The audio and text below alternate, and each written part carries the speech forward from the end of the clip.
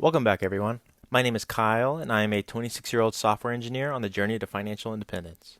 In this second installment, I'm going to go over my contributions for the last 2 weeks of April, as well as give some insight into why I made some of the choices that I made.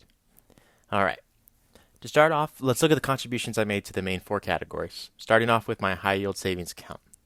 In the last 2 weeks, I've contributed $777.50 to my high yield savings account, bringing the new balance up to $6,680. I've been focusing on this account in particular these last couple of weeks because I'm actually taking out $700 from this account in early May for a short trip to New York City. That amount encompasses some already predetermined finances I had saved for this trip, such as lodging and transportation. But with this month's interest payment, I'll still be left with $6,000 in this account, which is still a full 3 months of emergency savings. Now, I've spent a lot of time the last 2 weeks trying to figure out what I want the magic number for this account to be before I start focusing on my other investments accounts, and I've come to terms with a $10,000 balance. This will cover around 5 to 6 months of expenses, which is a number I'm comfortable with at this point in my life. And also, since I live in California, I have no plans of purchasing a home within the next 8 to 10 years, leading me to lean more into my investment accounts so that they work faster for me in the future. For my 401k, this pay cycle, I did a small experiment and upped my 401k contribution to 10% from 5%. So in numbers, I contributed around $365 instead of my usual $182.40. And my company also provides a generous $146 contribution to each pay period as well. Now, my 401k has actually performed very poor these last 2 weeks, as I'm sure many of y'all's has, with me losing over $1,000 of value at one point. But thankfully, it looks like the market is starting to correct at least a little bit, and hopefully I can recuperate some of these losses. Now, for the near future, I think I'm going to lower my contribution back down, probably to around 6 or 7%, in order to focus more on reaching my full emergency fund goal and maxing out my Roth IRA first. Now, once I reach those goals, I'll probably up my contribution by maybe 3 or 4x, trying to get it closer to like the 15 or 20% range.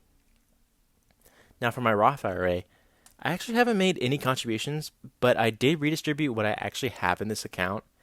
Now, before, it was only in VOO and FXAIX, but I actually sold the $1,000 of FXAIX I had and bought a trio of SCHD, SCHG, and QQQM. And the reason I did this is because since this is a retirement account, I really wanted to increase my exposure to growth ETFs since I have more time to ride out the volatility that these often come with.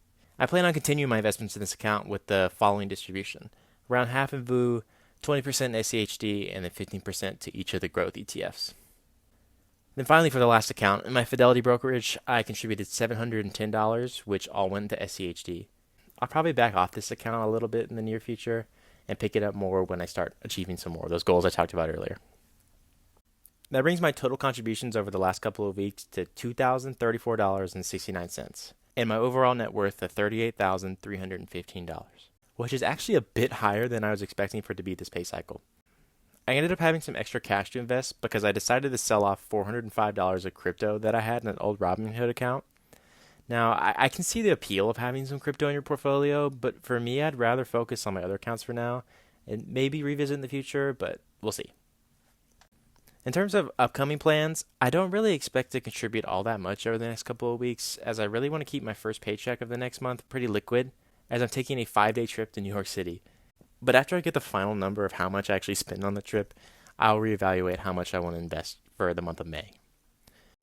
Overall, it was a bit of a whirlwind these last 2 weeks with some huge market fluctuations, but I'm continuing to stay optimistic and I'll keep dollar cost averaging in all of my accounts. On the positive, we're now 2 weeks closer to reaching the $100,000 net worth goal, and I couldn't be more excited.